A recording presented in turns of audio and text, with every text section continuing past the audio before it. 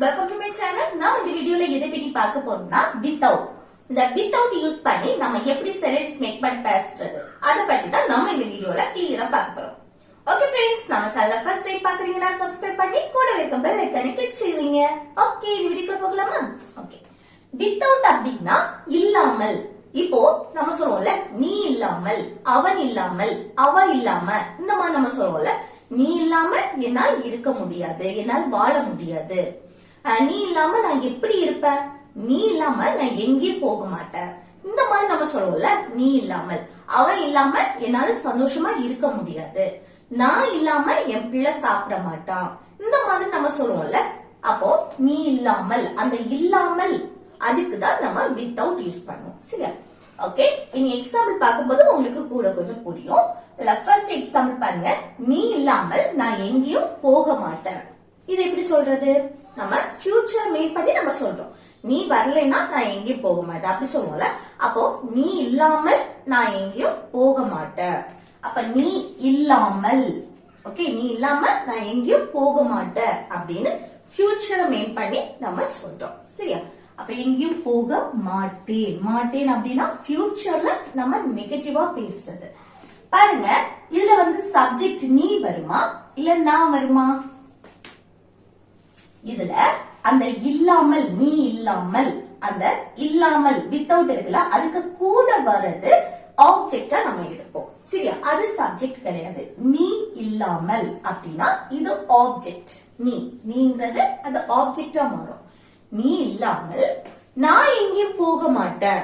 அப்ப அந்த நான் இதுதான் சப்ஜெக்ட். சரியா? இங்க பாருங்க, நீ இல்லாமல் என்னால் அதை முடிக்க முடியாது.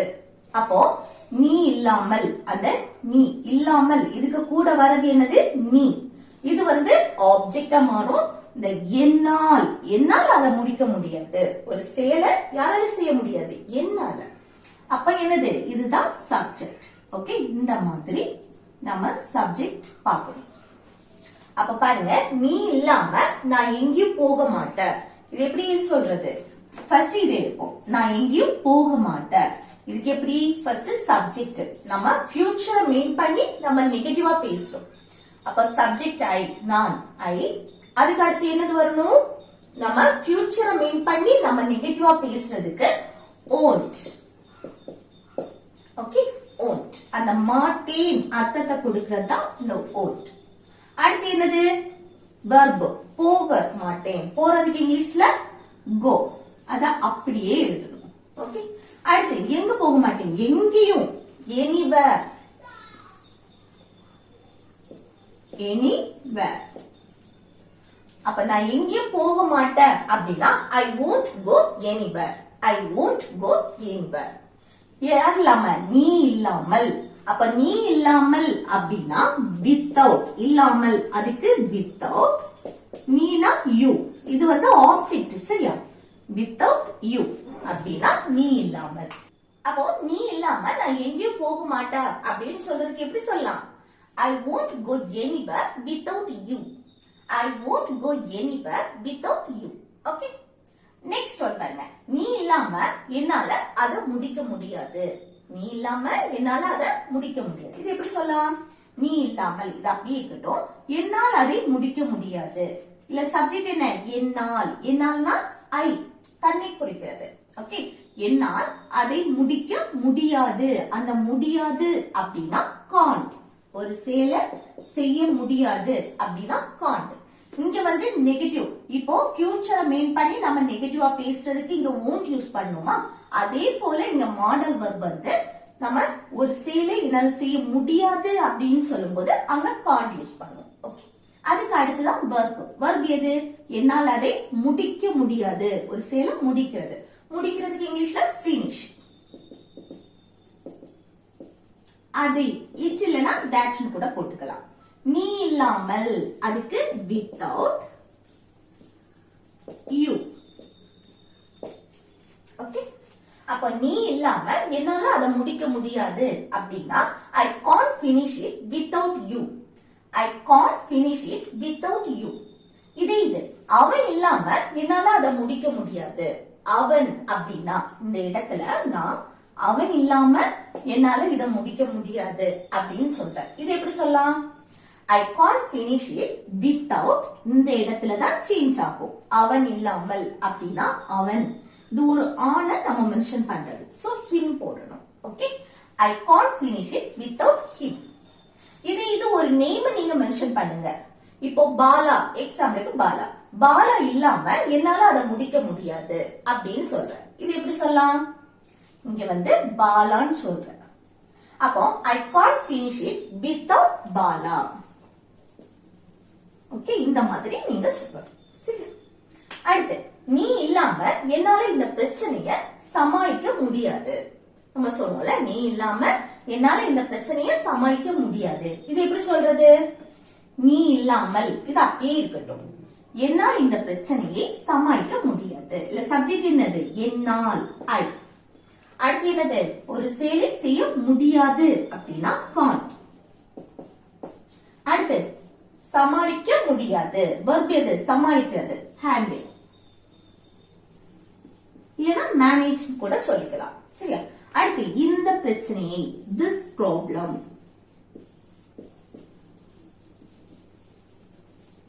அடுத்து நீ இல்லாமல், without you.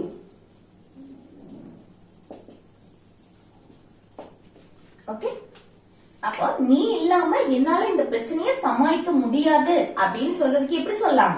I can't handle this problem without you. I can't handle this problem without you.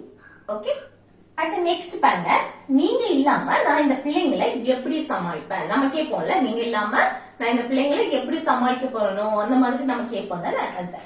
அப்ப பாருங்க, நீங்க இல்லாமல், இது அப்படியே இருக்கட்டும். நான் இந்த பிள்ளைங்களை எப்படி சமாளிப்பேன்? ஃபியூச்சரை மெயின் பண்ணி நம்ம கொஸ்டின் கேட்கிறோம் தானே. அப்ப எப்படி பாருங்க, இந்த பிள்ளைங்களை எப்படி சமாளிப்பேன்? எப்படி, ஹவ், அத ஃபர்ஸ்ட் போட்டுறணும். சரியா? அதுக்கு அடுத்து என்னன்னா, ஃபியூச்சரை மெயின் பண்ணி தானே நம்ம கொஸ்டின் கேட்கிறோம். சோ அடுத்து என்னன்னா, வில் போடணும். அதுக்கு அடுத்து என்ன வரணும்?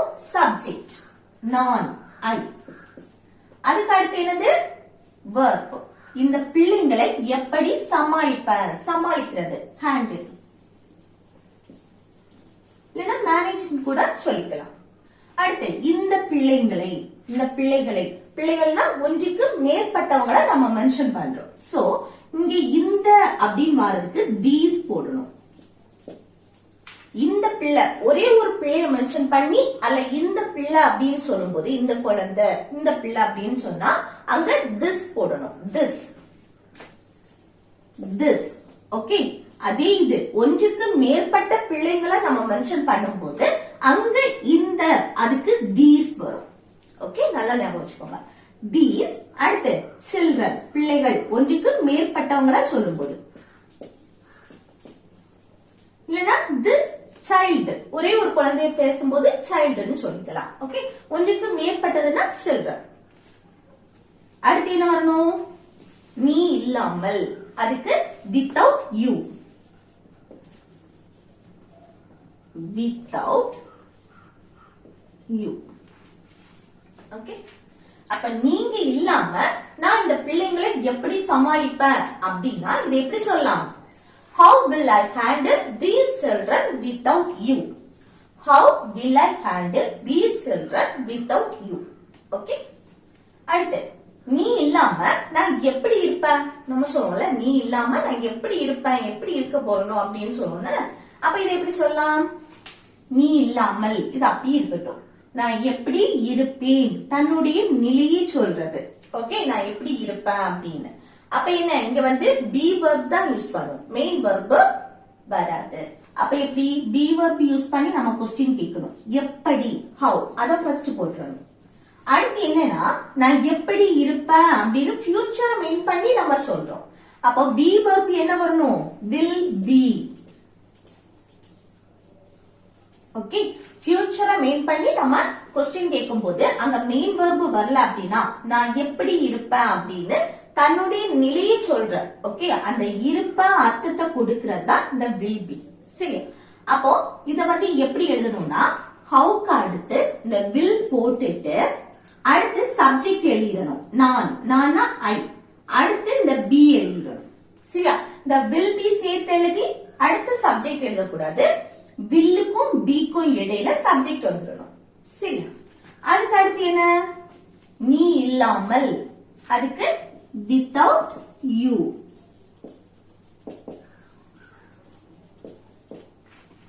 ஓகே, அப்போ நீ இல்லாம நான் எப்படி இருப்பேன், நான் எப்படி இருக்க போறணும், இந்த மாதிரி நம்ம கேட்கும் போது எப்படி கேட்கலாம்? How will I be without you? How will I be without you? Okay, next, நான் இல்லாம என் பையன் சாப்பிட மாட்டான். நம்ம சொல்லுவோம்ல, நான் இல்லாம என் பையன் சாப்பிட மாட்டான். இது எப்படி சொல்லலாம்? நான் இல்லாம இது அப்படி இருக்கட்டும், என் பையன் சாப்பிட மாட்டான். இல்ல பாருங்க, மாட்டான். மாட்டானாலே ஃபியூச்சரை மெயின் பண்ணி நம்ம நெகட்டிவா பேசுறதுன்னு பாத்துக்கோங்க. ஆனா இங்க என்னன்னா, இப்போ பொதுவா சில பிள்ளைங்க என்னது, அம்மா இல்லைன்னா பிள்ளைங்க சாப்பிட மாட்டாங்க, அம்மா வாயில கொடுக்காம பிள்ளைங்க சாப்பிட மாட்டாங்க, இந்த மாதிரி இருக்கும் தானே பிள்ளைங்க. அப்படி பொதுவாவே அந்த பிள்ளைக்கு கேரக்டரே அதுதான். ஓகே, அந்த பழக்கமே அதுதான், அந்த பிள்ளையோட பழக்கமே என்னது, பொதுவான பழக்கமே அதுதான் அப்படின்னு நம்ம சொல்றோம். ஓகே, என் பையன் சாப்பிட மாட்டான் நான் இல்லாமல்.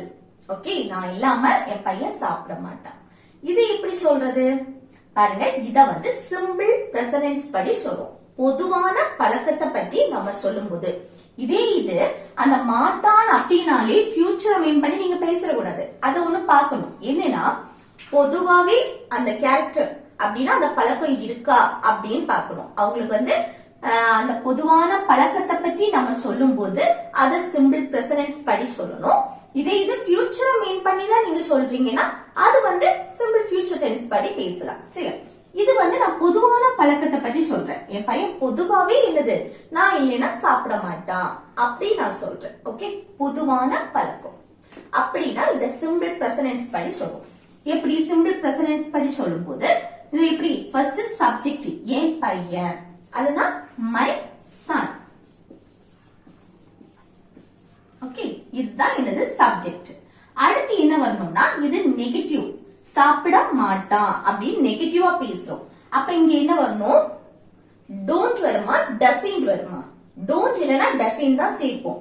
இங்க டோன்டா டசன்டா? டசன்ட். Okay, doesn't. ஏன்னா சப்ஜெக்ட் சிங்குலரா இருக்கு, ஒரே ஒரு பையனை பத்தி தான் பேசுறோம்.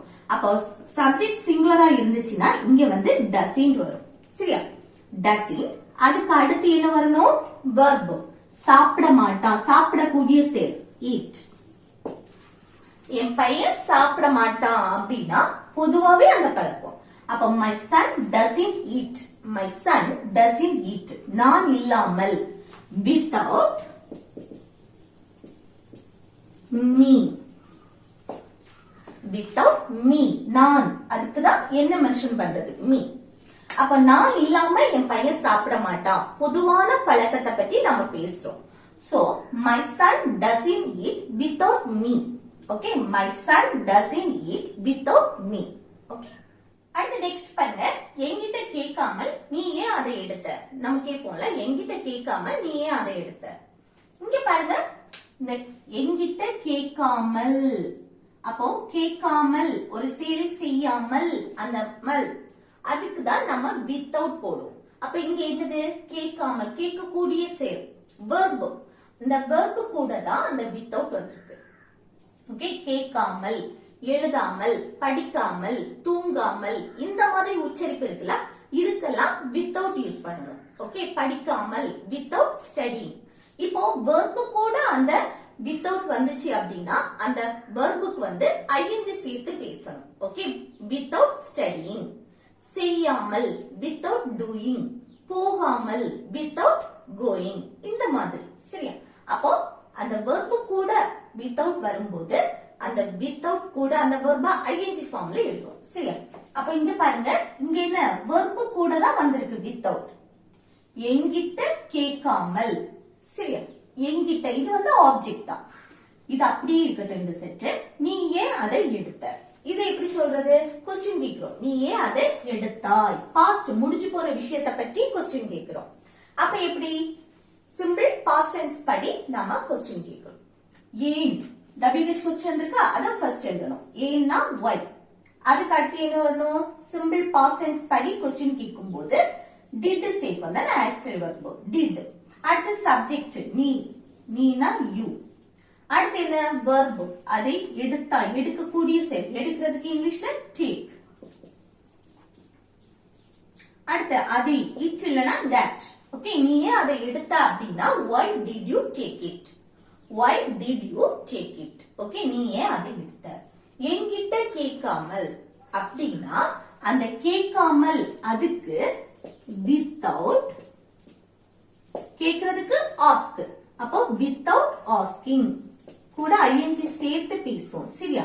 withoutக்கு கூட அந்த verb வரும்போது அது ing ஃபார்ம்ல இருக்கும். without asking. அடுத்து என்கிட்ட அப்படின்னா me.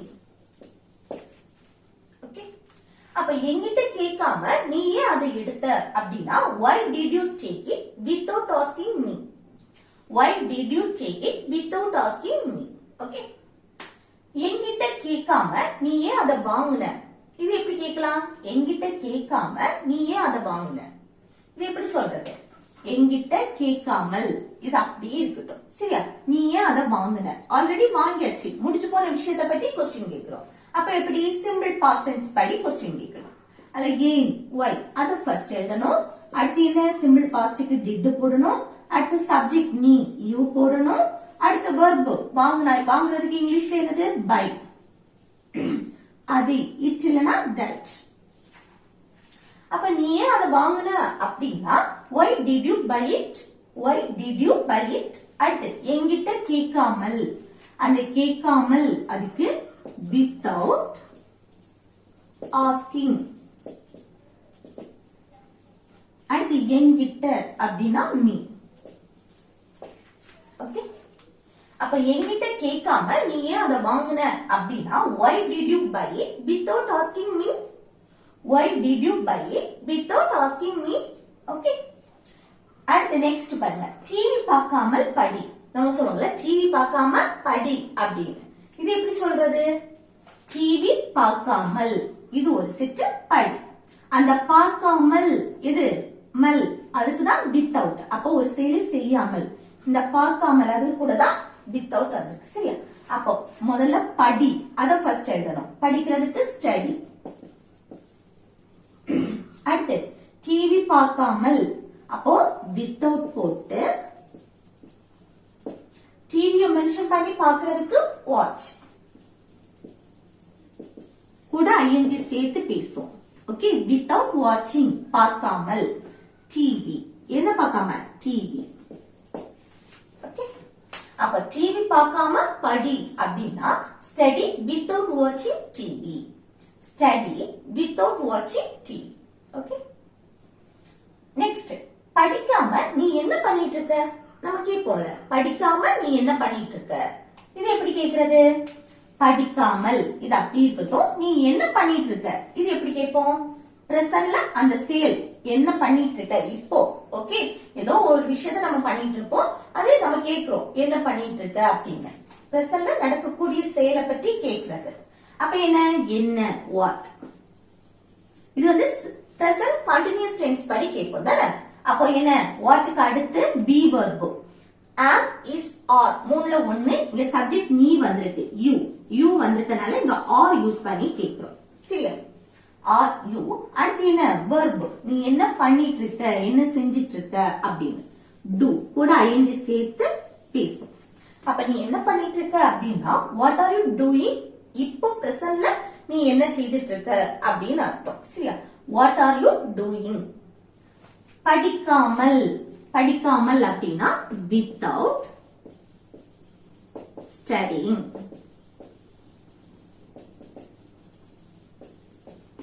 ஓகே, அப்ப படிக்காம நீ என்ன பண்ணிட்டு இருக்க அப்படின்னா what are you doing without studying? What are you doing without studying? Okay okay, next one பாருங்க. இது வந்து ஹோம்வொர்க். சரியா? நீ இல்லாம என்னால் வாழ முடியாது. இது எப்படி சொல்லலாம்? நீ இல்லாம என்னால் வாழ முடியாது. இது எப்படி சொல்லலாம்னு கமெண்ட் பாக்ஸ்ல கமெண்ட் பண்ணுங்க. ஓகே ஃப்ரெண்ட்ஸ், இந்த வீடியோ உங்களுக்கு பிடிச்சிருக்கும்னு நினைக்கிறேன். பிடிச்சிருந்தா லைக் பண்ணி கமெண்ட் பண்ணுங்க.